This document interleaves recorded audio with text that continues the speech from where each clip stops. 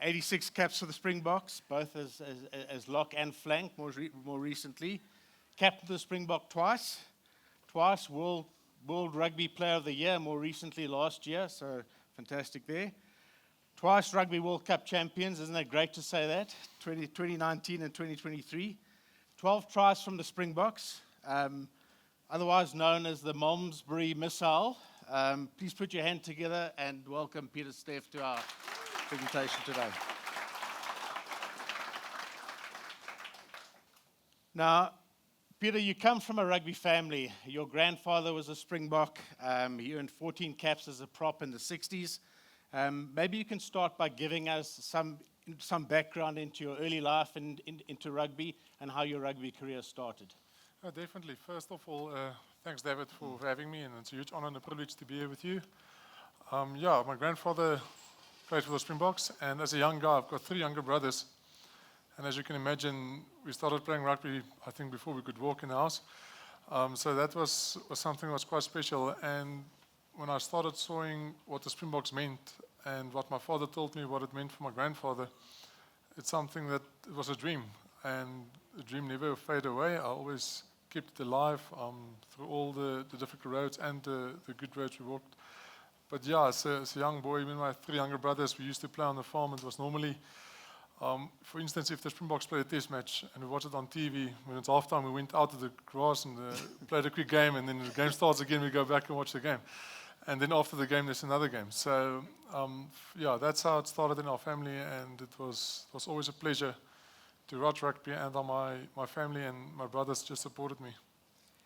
I want to spend some time talking through the 2023 Rugby World Cup, and particularly the playoffs. I mean, 3 fantastic games in a row, narrow wins every time, and I think you played certainly a really major part in that. I think you were off for 5 minutes in the first, in the quarterfinal you went off in the 75th minute, but other than that, you played the full game in the semi and the full game in the final. Starting with the quarterfinal against France. I mean, what a fantastic game of rugby. Probably it's put down as one of the best games ever in Rugby World Cup, in the most hostile venues at the Stade de France. Perhaps you can just talk us through your perspectives of that game and how you managed to pull that off. Yeah, I think we played Sunday.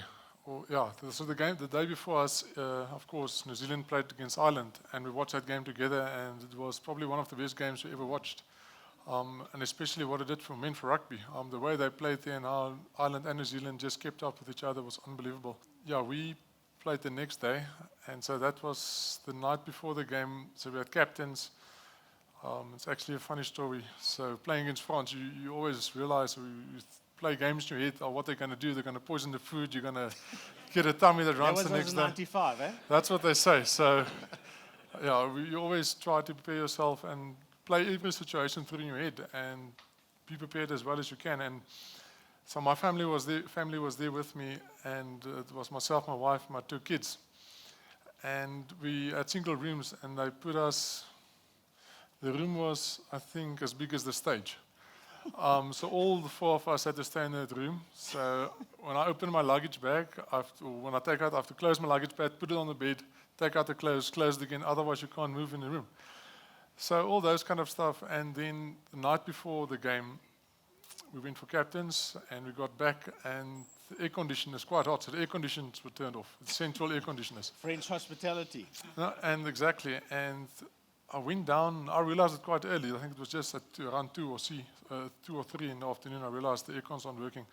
I went down to reception, asked them, the aircons aren't working now. They said they'll send someone up to come and look at it. Maybe they can fix it. And the guy came. He was like, no, there's nothing wrong, and doesn't know what's going on. And I went down again, and it's probably about stood there for 30 minutes and trying to argue with the guy, why is it not working? And no, he said, oh no, it's actually a law in French, or in France. This specific date, they have to turn all the aircons off. And we were sleeping that night with no aircons. They said, no, you have to leave the door open. The mosquitoes were bothering us. So I was afraid to eat there. We ordered 5 Guys burgers the night before the game. So, and then the game happened. So the game was quite tough, and probably also one of the best games ever played in rugby. Playing against them, and the way they brought everything to the field was awesome. And then we won the game with 1 point, and we were super excited. And then, of course, the hostile stuff happened, and some of the guys got death threats. The kids, Kobus Ranach, he plays in France, the guys send him hate mail, said, oh, they're going to kill his kid. I hope he gets crashed when he gets back to Montpellier. So it's a lot of those kind of hostile stuff that happened, and we weren't allowed to wear bokkie to went out of the hotel. So, but yeah, that was what we signed up for, and we did the job that we had to do. The semi-final against England, I mean, I think you'd mentioned that you were frustrated. The game plan wasn't working. England were disrupting. They were playing a really good game. You weren't getting into your strides. You were down 12-6 at halftime, and I think in the change room you pulled the guys together and you gave them a talk. And I think when the quiet guy in the room starts talking, I think everybody starts listening. Perhaps you can just share with us what you said to the guys then and how that kind of inspired the team. Yeah, on that, it's funny how it happened. When I went after the game, I told my wife, I just hope, because we know they were shooting this, chasing the sun, and I told my wife, I just hope if they show it, they'll put it in context. We didn't actually look at the weather, so we didn't add a different game plan if it's going to rain, if we're going to, what are we going to play. We were just running style, and that's what we practicing the whole time before the World Cup. So, and we weren't going to change for one game, and I think we made a bit of a mistake there. And England just exactly played the same game we played in 2019 against them. Just kicked the ball behind us, turned us around. We couldn't handle it. The ball was wet. And I think that's the most frustrating thing in a game, if you have to turn around the whole time. You can't go forward. You don't have anything to tackle. You can't get contact, collisions on the field. Just kick the ball away, turn around, get to the ruck, we kick it back again, or try and run and get a turnover, get points. So it was quite a frustrating game.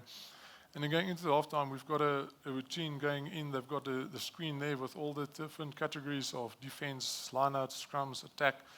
And then it's normally highlight green, yellow, or red. And there's certain points you've got to focus on. And it's a few bullet points, not a lot of stuff to keep it the clarity quite good. And then... Is this actually on the screen? When it's on the TV screen. And if you walk into the halftime, first you walk into the change room, you sit there, you get about 2-3 minutes for yourself, everyone relaxes. Get the calmness into the rooms. Then I start with the certain categories, normally the forwards, the back split, and then get together. It's defense, and then it's the coach, the head coach speaking about our mindset. And we've got to think it's either working or it's not working. If it's not working, change it. If it's working, keep on doing the same thing. And then we got in change room, and we didn't follow the structure we normally do. Rassie came in, just lost it on everyone, as Rassie can do, and we were sitting there, and I think it was about 3 minutes, he just lost it on us, and he took the reserves, he called the reserves next door, and told them, we couldn't hear, but just imagine, listen, we're going to put you up in 5 minutes time, we've got to win this game for us. And then we were just sitting there. I just looked, there was a counter in the middle, and Jock was standing there, a lot of the coaches were standing there, and everyone was bomb shocked. We didn't know what's the plan, what's going to do, and I just called the guys together. It wasn't like it was planned. It was just speaking out of the heart, and that's the words that came to mouth. And yeah, I think it made an impact. But again, that's the thing we've got to do. You always got to bring your X factor to the team, and that's our philosophy in the team. The team has to accept you. Everyone has their own personality. The team accepts the person that comes into the environment. If that person doesn't found the team to accept him, it will get worked out by the team. It's not like anyone is going to be mean to him, or it's just if he fits in, he fits in. He just won't belong. And that's how we work the culture there. I mean, just amazing, 15-6 down with 10 minutes to go, 2 scores behind, and you managed to put it out the bag. Just a fantastic achievement. I mean, the ability to I guess, make it happen when you need to in that last 10 minutes is really a great achievement. The final, once again, an incredible game. Certainly by yourself, 28 tackles, man of the match performance. I mean, really fantastic from yourself. The final, just talk us through from your perspective. I mean, it was just one of the most amazing performances to watch. You were everywhere. I mean, it was the Malmesbury missile, certainly that day. Your preparation for the final and what you felt on the day. In 2019, before that final as well, I think it was before the World Cup, and I think Johan Rupert told Rassie, just get the Springboks in the final, and your job is done. And that's exactly the same thing. You've got this confidence the Springboks, just get them in the final and they'll win the final. But not saying that with arrogance. You've got to keep your feet on the ground and work hard to get there. And it's 2 instances we almost didn't get there, and we got there. And the final was just awesome. Everything that week, the way we trained, the place we stayed was nice. The food was good, aircon was working. Everything was awesome. And like that, again, what a week. You can't get stronger, you can't get faster, your game plan can't get much better. Just got to choose the right stuff. So the same in 2019, you get to the final, the semi-final as well. You cut back 50% of the training. It's just video analyzing, mental preparation, recovery, get your body ready to go on. And then, of course, it's game day. And then I'll always leave it up. Then I'll always leave it up to Rassie to make sure the team is up for the game. You know, if he speaks and says the right stuff, he'll push everyone's button and he'll make sure everyone is up for the game. And that's the nice thing by having him as a coach. He knows exactly what to say. He knows the people. He always says he finds the right people. I say he finds the right people that he knows how to work with, that suits his personality and being able to push the certain buttons, even if it's sometimes saying the wrong stuff. By showing up, listen, I'll show you. I'll show you. You've got your opinion about me. You mentioned sometimes he pushes the buttons. Yeah, he pushes the buttons, and I think sometimes the wrong buttons, but say, for instance, we'll get you up for the game. Yeah. Like, okay, this is your opinion, I'll show you wrong. And I think that's why he gets the right people, almost the guys that I'll show you, and with that sort of mindset. And that's a nice thing about that team. Everyone has that mindset of, they'll call it dog, we'll show you. I was lucky enough to be at that game, and then obviously with the red card, I mean, the crowd almost immediately turned against the Springboks. Again, another game in a pretty hostile environment. Geordie Barrett had a long afternoon. He was asked later about facing you, and I think he actually called you out as being an exceptional player, and he said he knew that with number 12 on his back and with you playing, he was in for a long afternoon. But again, it just sort of talks about the testament and the respect between the Springboks and the All Blacks in that kind of final theatre. The fact that the respect was there. It was a hard but fair game, and again, despite the fact that he did have a long day. No, if you look at the Brad brothers, they're awesome guys, and their father was All Black as well, and just how they carry themselves on and off the field is awesome. I've got so much respect for them, and I've played with brother Braden Barrett in Japan, and it's just an awesome guy to play with. And when we played them in Cape Town, actually invited him, took him to the farm and on the Thursday, and it was nice. We had a nice braai there, and it was awesome just to show him where we're from, and different lifestyles. And they can't believe the quality of lifestyle we have here in South Africa. So for them, it's awesome to go and visit the farm. It was for him an unbelievable experience. And then after the game, being able to mingle with these other brothers, Geordie as well, was nice. And that's actually the first time we spoke. I haven't spoken to him actually before the World Cup final or afterwards, and it was nice just to speak him in the mutual respect we have. And it is what it is. This guy is up for the game. He's got your number that day, and the next day is going to change. And that's the thing about rugby. The bounce of the ball changes so quickly. And as soon as you think you're flying high, you'll hit it around quite hard.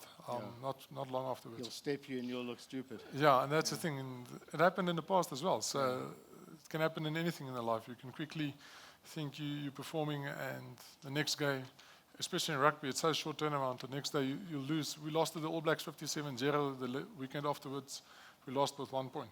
It shows you it can change quite quickly. I mean, let's chat a bit about Rassie and his influence on the team. I'll remind you that back in 2016, Rassie stated that his first impressions of you weren't overwhelming. He said that you were poor defensively and you were not in his ideal starting 15. Now, he did quickly correct these impressions 2 years later when he said he could not have been more off the mark in his 2016 comments. So clearly, he's got the ability to reflect and effectively admit his mistakes. Perhaps you can just share Rassie's influence on the team and what it's like to play under his leadership, particularly during that sort of intensity of 3 playoff matches, literally winning by a point or two every game. Yeah, if you compare to last year was probably one of the most enjoyable years of my rugby. We've got Tony Brown in, we've got Jerry in from Ireland, so it was awesome to see how they bring something different to the environment and how it changed Rassie as well and his mindset. We normally used to have about 4 hours meetings a day. They cut it by 50%. It wasn't just to tick the boxes. It was, okay, the players are getting older responsible. I think not mistakes, but I think one of Rassie's fear is he was also a player, and he was the player. He always says himself, he was the slow poison in the team sometimes. And when you get the guy, if you're not playing, you'll pull the guys down.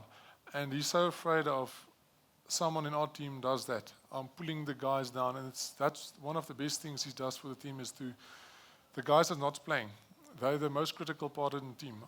How they get excited, help us prepare for the game on the weekends, Monday, Tuesday, Wednesday. They have to feel belong. They have to feel they're going to get the opportunity, hopefully, in the next game. And that's awesome. So, like I said earlier, the way he gets us up for the game is awesome. The way he thinks about the game it's nice. The different tricks and magic stuff, he thinks out. And sometimes you sit there and you listen and you say, yes, is this really going to work? Is what the guy's going to think? Like a scrum in your 22. Yeah, exactly. Or different line-out move. And that's a nice thing. It's not always the same stuff over and over. You still get butterflies in your stomach, and that's a nice thing about it.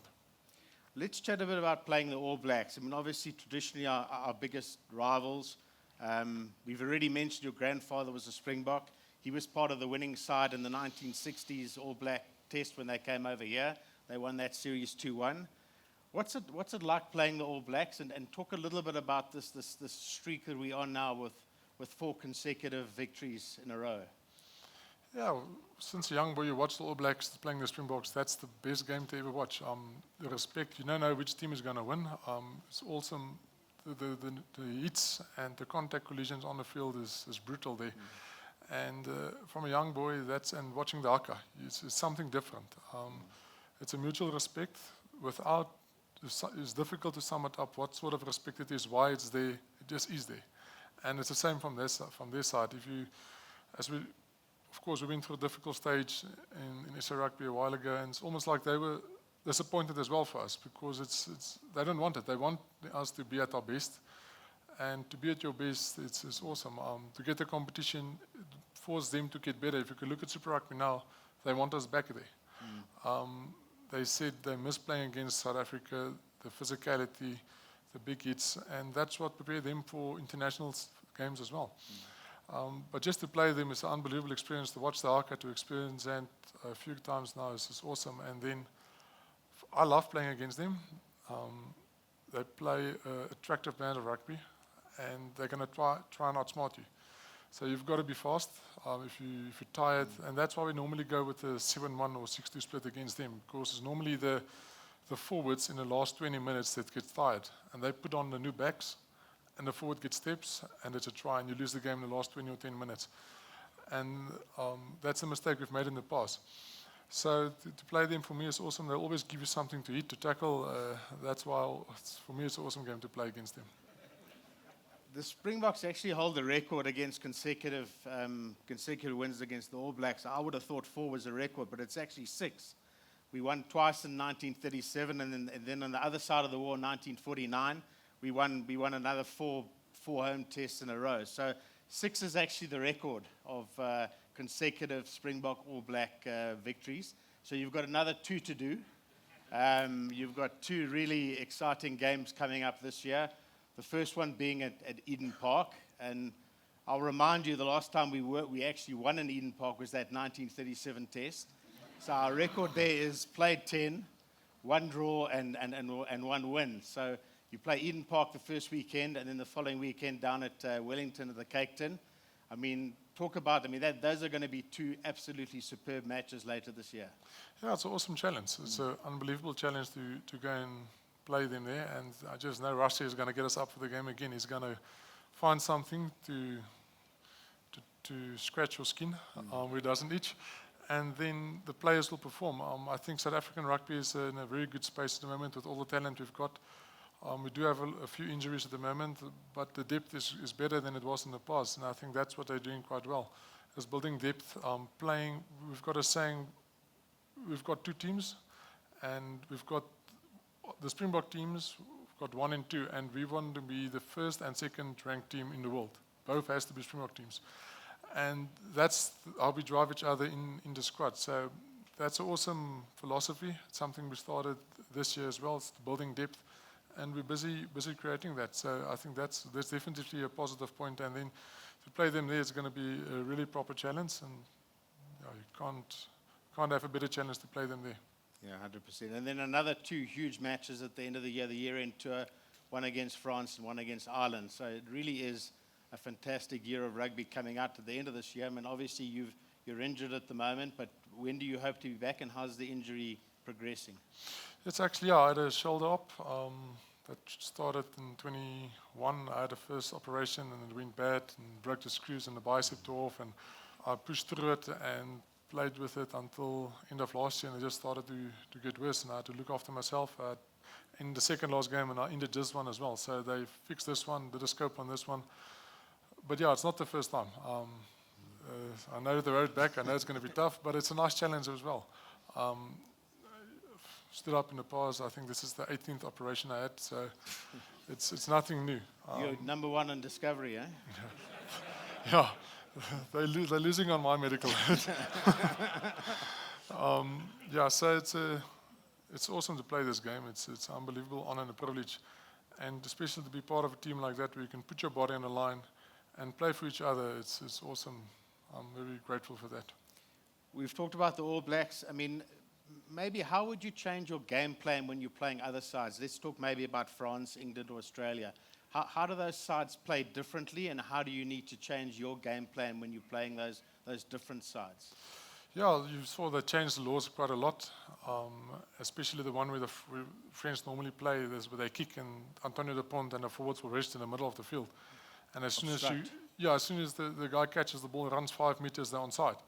So you've got to figure all those kind of stuff out, but they changed that law, you're not to do it anymore. So our thing is just we've got our basics.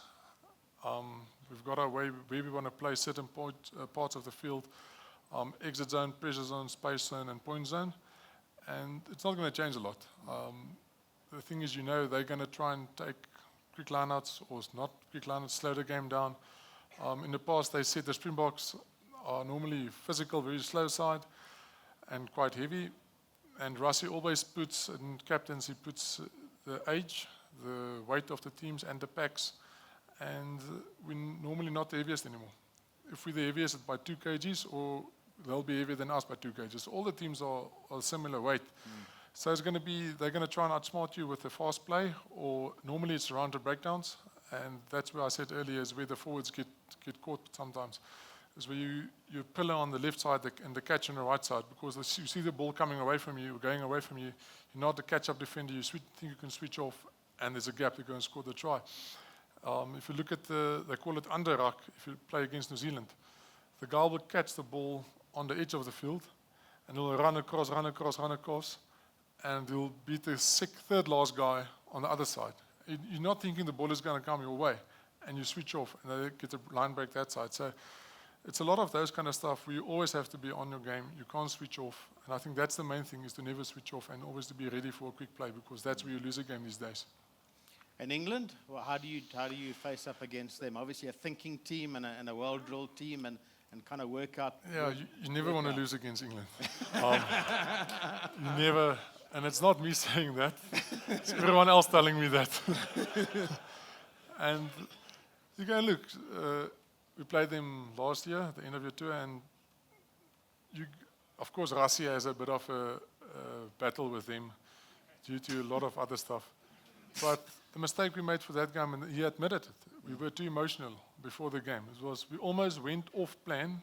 It was only emotions. We weren't trying to outsmart them. How are we going to win them? Because you're so afraid of losing. The fear of failure is more driven than the fear of winning, or the pleasure of winning. And that's similar towards, they come with it, like you said, these days they've changed the game. They're quite with the line speed on defense. But again, we've started the line speed. We train against defensive line speed every session, so we know how to handle it. Of course, it's difficult to handle.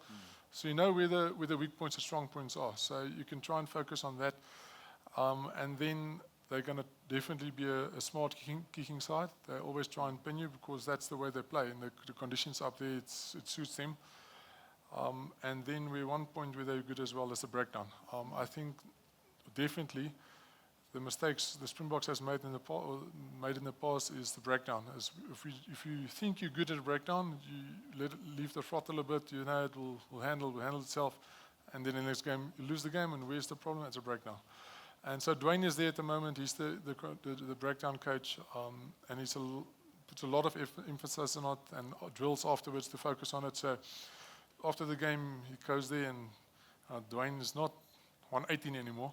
He's weighing almost 130. So when he comes there, and he's got that competitive side still in him. So if you do the breakdown drills, you've got a bag, and he holds the other bag. You've got to clean him over the other bag. And he comes with force because he didn't finish the training of an hour and 30 minutes now. So he comes, you hit him there, and after 3, your shoulder is numb because he still wants to show he can be there as well. And it's awesome to have him there because he played the game 2 years ago. He understands it still. And just the relationship between the players and Dwayne connecting with the management is also awesome. Australia, obviously, we've got 2 games against them coming up this year, both at home. They're hosting the Rugby World Cup, the next Rugby World Cup. Obviously, they've got a lot to prove. They really have been disappointing over the last year or 2. How do you feel about Australia, and how do you look at them when you play them? Yeah, last year I thought Australia they're definitely getting better under Joe Smith, but I saw now he's leaving after this year as well. So that's disappointing to see, and I really thought they're going to be one of the teams to be reckoned with at the World Cup. He's definitely someone that can get the best out of them. And unfortunately, he's leaving now. It's going to be tough to see what they're going to do, or difficult decisions they've got to make to get someone new in there as well.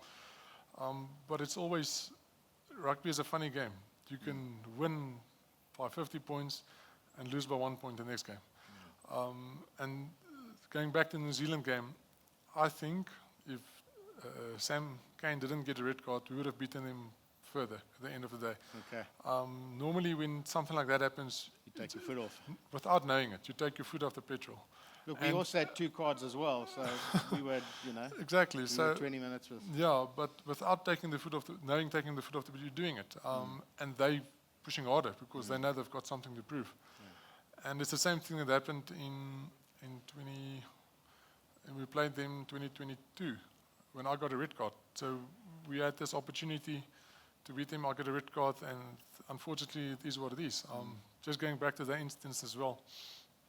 Of course, it was an accident where I hit the guy with the head. It was a rock side of rock. Got pushed from Kwacha, but it didn't look good. It was a nasty incident, and we played them in the quarters. And the same guy, Jonathan Dante, it was in R22, and I'm not sure if you read it in the news, but towards the end of last year, he wrote something in the news, not happy with me, he doesn't want to have a beer with me and so on. And he's going to say no if I invite him. I said, of course, after the first instance, I sent him a message, I have to show remorse, and it was an accident, so it wasn't on purpose.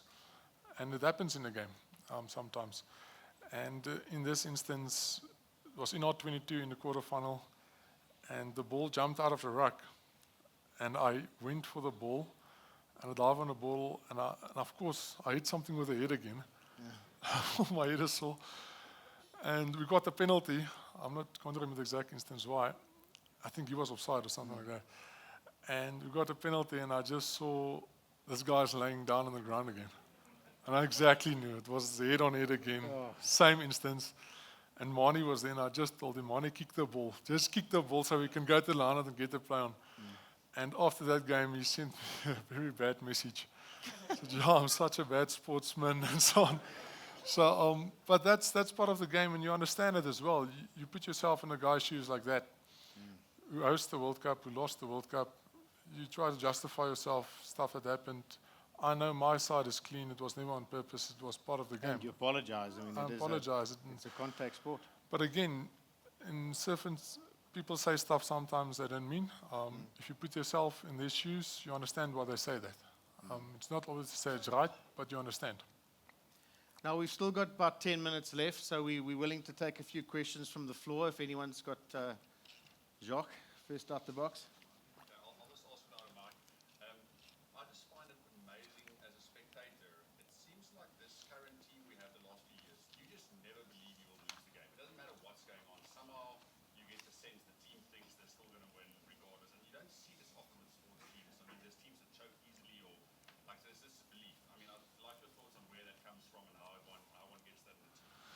Yeah, we've been together for over 6 years now, so that's definitely something that plays a massive role. Like Rassie exactly knows what to say to each player, to the whole group.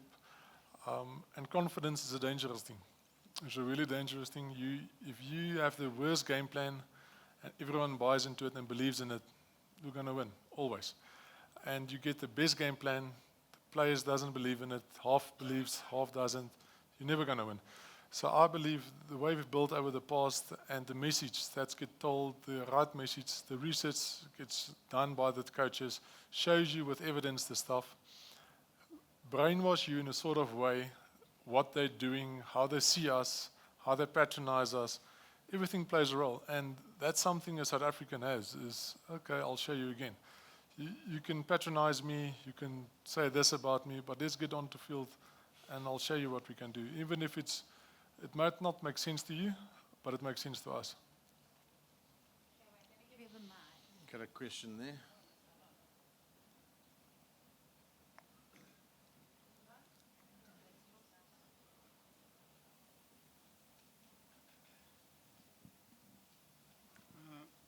The game, Bongi was taken out. Was that an accident?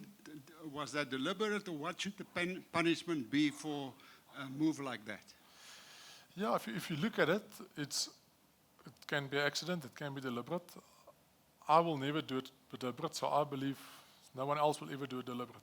Especially in the game we play now, professionalities. I can never see how someone thinks they will get away with it if it's deliberate.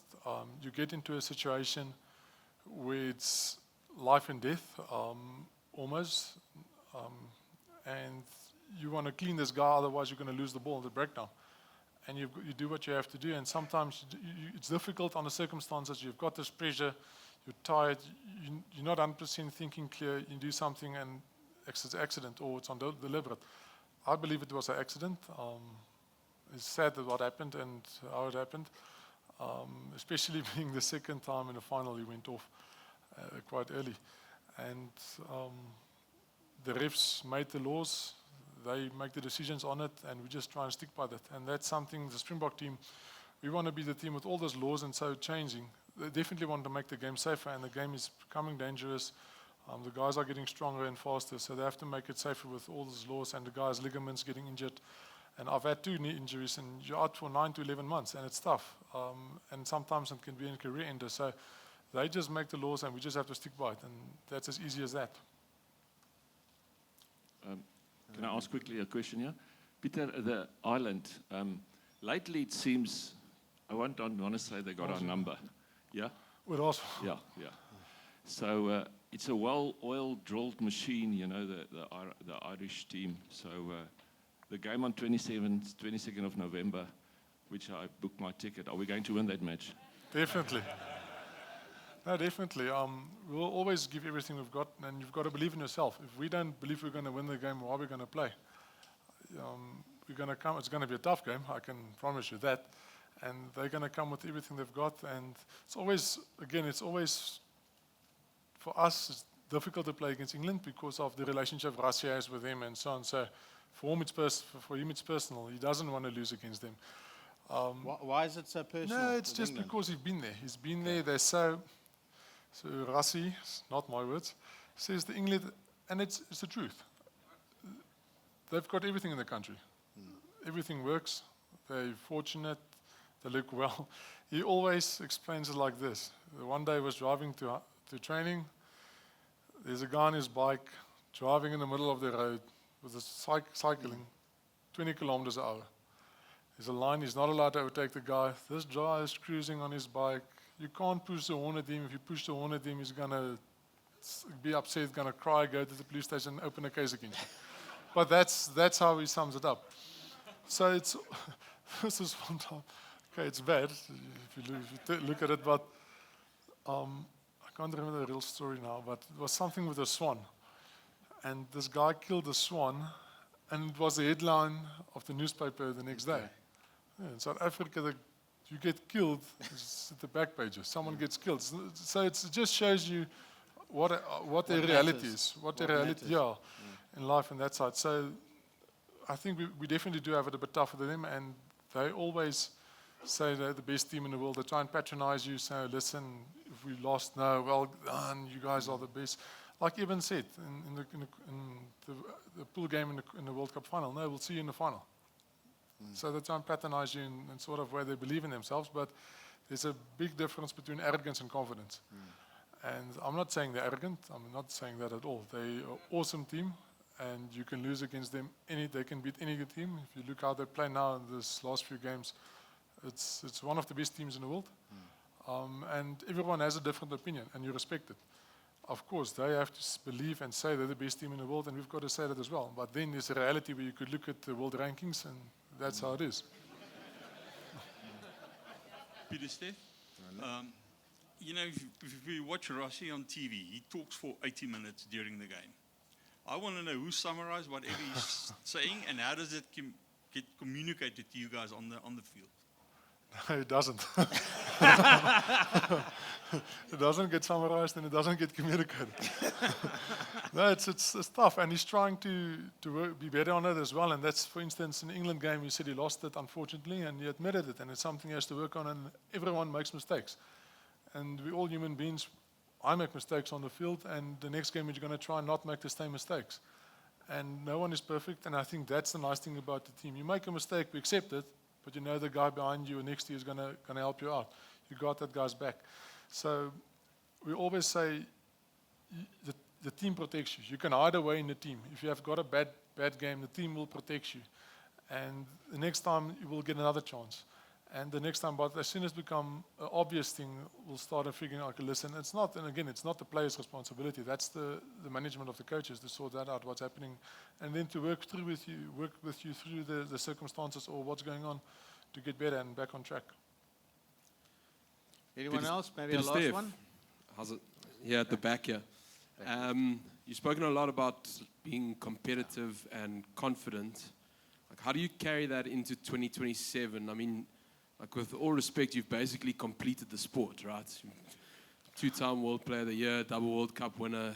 We've been crushing the All Blacks. Like, how do you guys, as a group, stand up and say, we're going to go do 3 in a row? Like, how do you get motivated to do 3 in a row? Because you are going to do 3 in a row, right? It's again, it's like I said earlier. It's the fear of failure. It's the fear of disappointment that's pushing you. It's not the fear of you've experienced winning a World Cup. You've experienced how nice it is. You know how it feels to win it. You don't want to feel how it feels to lose one. And I think that's the confidence and everything will work with it. It's awesome. And the confidence will be there. But again, it's a silent confidence. You don't want to be arrogant. You want to keep your head down, keep your feet on the ground, and just go. We never speak about other teams. We never say, we did this, we did that. We just want to be the guys.